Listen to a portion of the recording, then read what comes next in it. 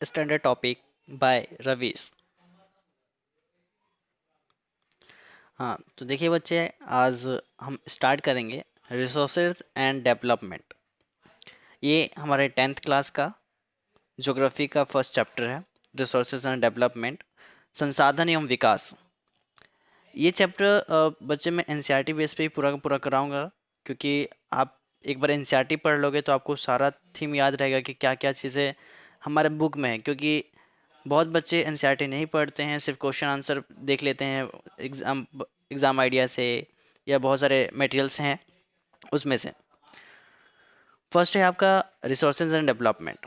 Everything available in our environment which can be use to satisfy our needs provided it is technology accessible, economically feasible and culturally acceptable can be termed as resources। Means कि वो सारी चीज़ें जो हम लोगों के लिए ज़रूरतमंद है या जो हम यूज़ करते हैं, वो टेक्नोलॉजी हो या जो भी चीज़ें हम यूज़ करते हैं, वो सारी चीज़ें क्या है, रिसोर्सेज हैं। आप देखोगे रिसोर्सेज के बहुत सारे टाइप्स भी होते हैं, ठीक है। फॉर एग्जांपल आप देख लो यहाँ पे कुछ चीज़ें दिखाया गया है, मैं हाईलाइट कर देता हूँ यहाँ से।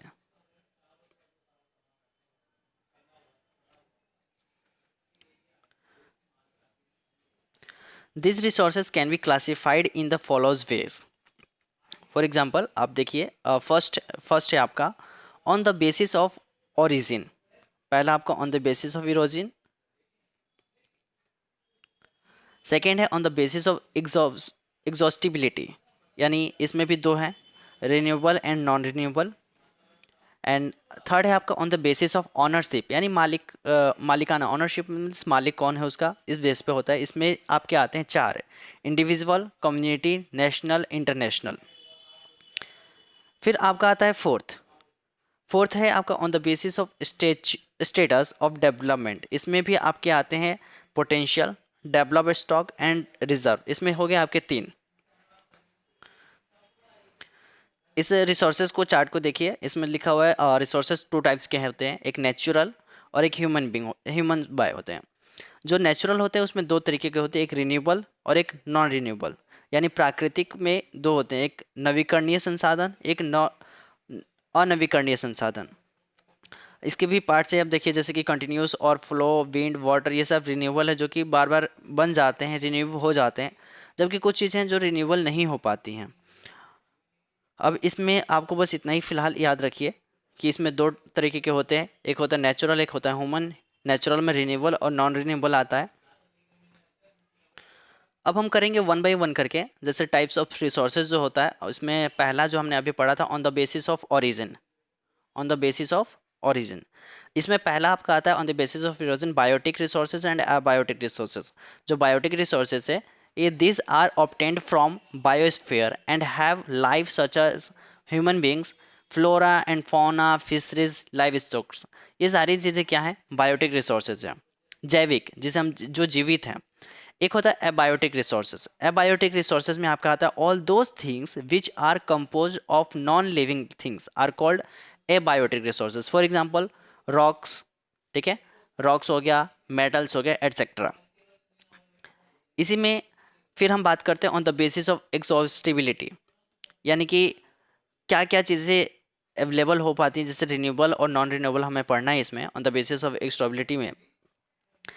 रिन्यूएबल रिसोर्सेज में वो क्या क्या चीज़ें आती हैं, these resources the resources which can be renewed or reproduced by physical, chemical or mechanical process are known as a renewable or replenishable resources। For example solar system, जो कि आपको पता है कि सनलाइट से होता है, wind energy, water, forests and wildlife etc। the renewable resources may further be divided into continuous और flow। ये हमेशा बनता रहता है, ये कभी रुकता नहीं है, ठीक है। उसके बाद आपका आता है non renewable resources. Non renewable resources में हम पढ़ेंगे दिस ओकर over a very long geological time. बहुत ही एक लंबे समय के बाद ये बनता है, काफ़ी वक्त लगता है, लाखों करोड़ों वर्ष भी लग जाते हैं। जैसे कि इसमें मिनरल्स हैं एंड फॉसिल्स हैं। Fuels are examples of such a resources. जो हम यूज़ करते हैं, पेट्रोल हो गया या जो भी, इसके अलावा जितने भी फ्यूल्स होते हैं वो भी बहुत एक लॉन्ग टर्म में ये रिन्यू हो पाते हैं, इसको नॉन रिन्यूएबल में ही रखा गया है। These resources take millions of years in their formation. Some of the resources like metals are recyclable, and some like fossil fuels cannot be recycled and get exhausted with their use.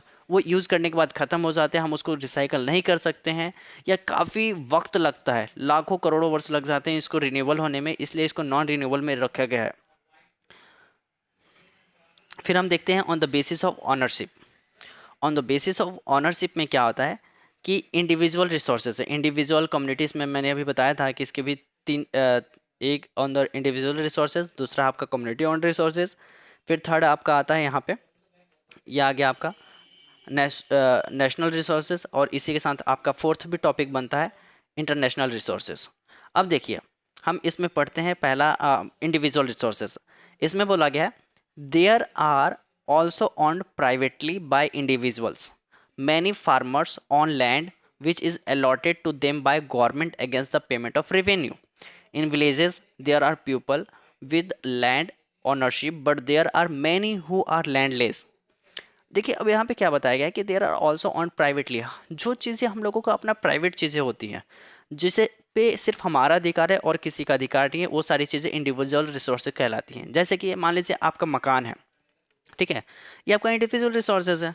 आपके पास आप phone चला रहे हैं, ठीक है, तो ये भी आपका इंडिविजुअल रिसोर्सेज, ये आपका है। आप किसी और को, कोई और बाहर व्यक्ति आएगा तो आप उसे नहीं दोगे, क्यों? क्योंकि ये आपका अपना है, ठीक है। अब पार्क है, पार्क आपका इंडिविजुअल रिसोर्सेज नहीं है, पार्क में कोई भी आ सकता है, कोई भी जा सकता है। हाँ, आप अपना प्राइवेट पार्क बनवा सकते हैं अपना, ठीक है, वॉकिंग के लिए।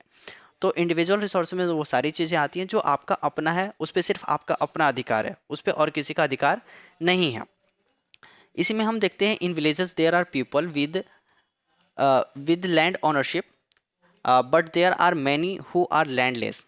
Urban people own plots, houses and other property, plantations, pasture lands, ponds, water in wells, etc. are some of the example of resources ownership by individuals. Make a list of resources owned by or your household. आपके घर में जो भी वस्तु है, जो भी आपके घर में यूज़ किए जाते हैं, वो सारी की सारी चीज़ें क्या हैं? इंडिविजुअल रिसोर्सेज हैं। अब देख लीजिए आपके घर में जो भी सामान पड़ा हुआ है, जो भी चीज़ें हैं, वो आपका इंडिविजुअल है। कोई भी व्यक्ति आकर आपके घर में घुसकर वो सामान नहीं लेके जा सकता, ठीक है।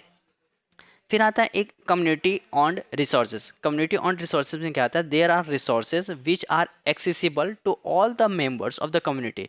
उस कम्युनिटी में रहने वाले सभी लोग उस वस्तु का प्रयोग कर सकते हैं, जो भी सामान है उसका प्रयोग कर सकते हैं। जैसे कि विलेज कॉमन्स, ग्रेजिंग ग्राउंड्स, जो पशु हैं, देखते हैं आप गाँव में कि पशु है वो घास चरने जाते हैं, तो कोई ये नहीं कहता कि आप यहाँ पे क्यों घास चरा रहे, ऐसा कोई नहीं कहता। क्यों? क्योंकि वो कम्युनिटी ऑन रिसोर्सेज है, ठीक है।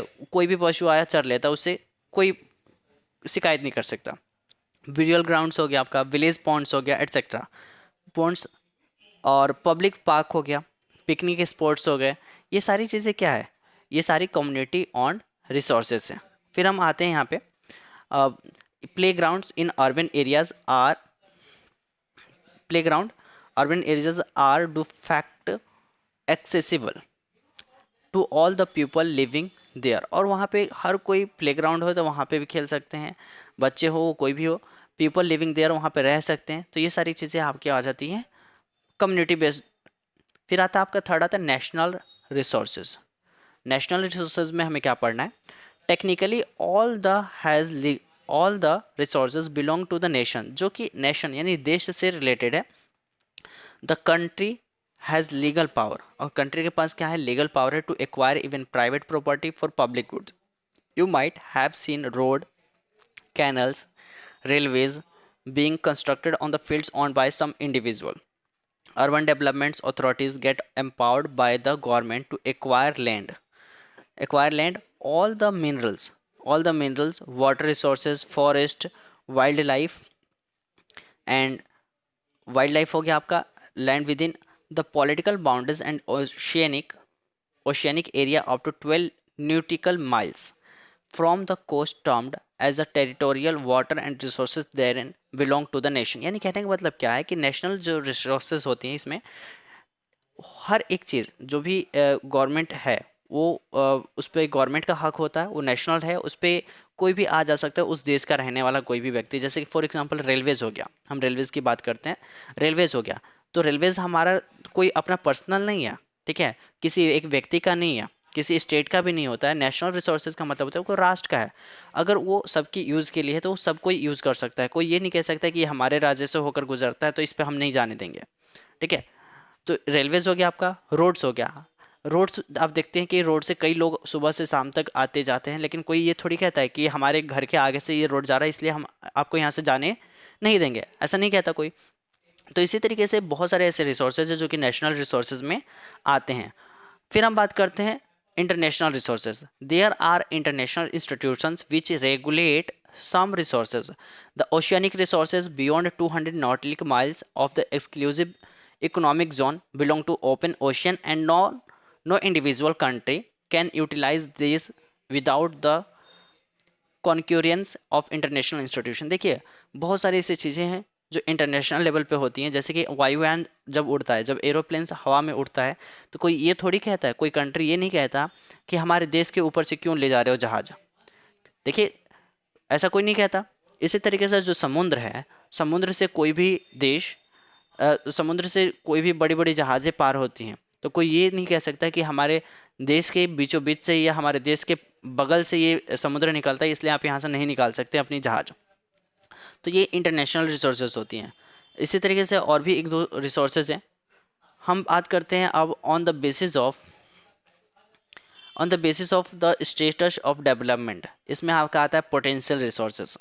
पोटेंशियल रिसोर्सेज में वो क्या क्या चीज़ें आती हैं, जैसे कि हम बात करते हैं, पहला है कि resources which are found in a region but have not been utilized. For example the western part of India, particularly Rajasthan, Gujarat, have enormous potential for the development of wind and solar energy, but so far them have not been developed properly। यानी कहने का मतलब ये हुआ कि potential resources वो सारी चीज़ें आती हैं पोटेंशियल रिसोर्सेज में जो हम यूज़ तो कर सकते हैं, लेकिन हम उसका प्रॉपर यूज़ अभी कर नहीं पा रहे हैं, ठीक है। इतना संभव है कि हो सकता है कि आने वाले समय में उसका यूज़ करें, लेकिन हम यूज़ नहीं कर रहे हैं, वो पोटेंशियल रिसोर्सेज होती हैं। एक होता है डेवलप्ड रिसोर्सेज, यानी कि हमारी सोसाइटी में ऑलरेडी पड़ा हुआ था और हमने उसका प्रयोग करना, उसको यूज़ करना सीख लिया है। जैसे कि डेवलप्ड रिसोर्सेज में क्या क्या चीज़ें आ सकती हैं। डेवलप्ड रिसोर्सेज में आपका आ सकता है फॉर एग्जांपल कि resources which are surveyed and their quality and quantity have been determined for utilization. The development of resources depends on the technology and level of the feasibility. यानी कि developed resources है कि हमने किसी ना किसी technology के माध्यम से या किसी भी किसी और तरीके से हमने उसका प्रयोग करना सीख लिया है, उस वो आता है आपका डेवलप्ड रिसोर्सेज। फिर आता है इसमें आपका स्टॉक। स्टॉक में क्या हम बोलेंगे कि materials in the environment which have the potential to satisfy human needs but human beings do not have the appropriate technology to access these are included among stock। for example इधर आ जाइए, उधर से इधर आ गया। तो stock for example water is compound of two inflammable gases hydrogen and oxygen which can be used as a reach of resources of energy, but we do not have the required technical know how to use them for this purpose, hence it can be considered as a stock। तो इसमें क्या बताया गया, और इसमें बहुत सारी चीज़ें और भी आती है। स्टॉक देखिए, स्टॉक का मतलब ही होता है रिजर्व, स्टॉक होना यानी बहुत भंडार, स्टॉक मीन्स भंडार हम कह सकते हैं। तो इसमें वो सारी चीज़ें आएंगी जो हम चीज़ें ऑलरेडी स्टॉक में पड़ा हुआ, materials in the environment which have to potential to satisfy human needs but human beings to do not have the appropriate technology to access there. यानी कि वो ऑलरेडी हमारे स्टॉक में पड़ा हुआ लेकिन हमें उसका यूज़ करने नहीं आता, या तो उसको यूज़ करने लायक हमारे पास टेक्नोलॉजी नहीं है। फिर आता है रिजर्व्स। रिजर्व्स हमारा है ये रहा। तो रिजर्व्स में क्या है, reserves are the subset of the stock which can be put into use with the help of existing technical know how, but their use has not been started. This can be used for meeting future requirements. River water can be used for generating hydroelectric power, but presently it is being utilized to a limited extent. Thus the water in a dams, forests, etc is the reserve which can be used in the future.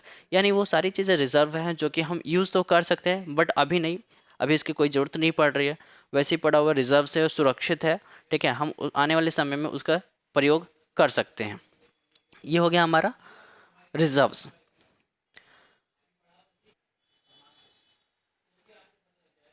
Standard topic by Ravish. हम next part अगले videos में डालेंगे, ये हमारा सिर्फ first part है। Thank you so much for watching.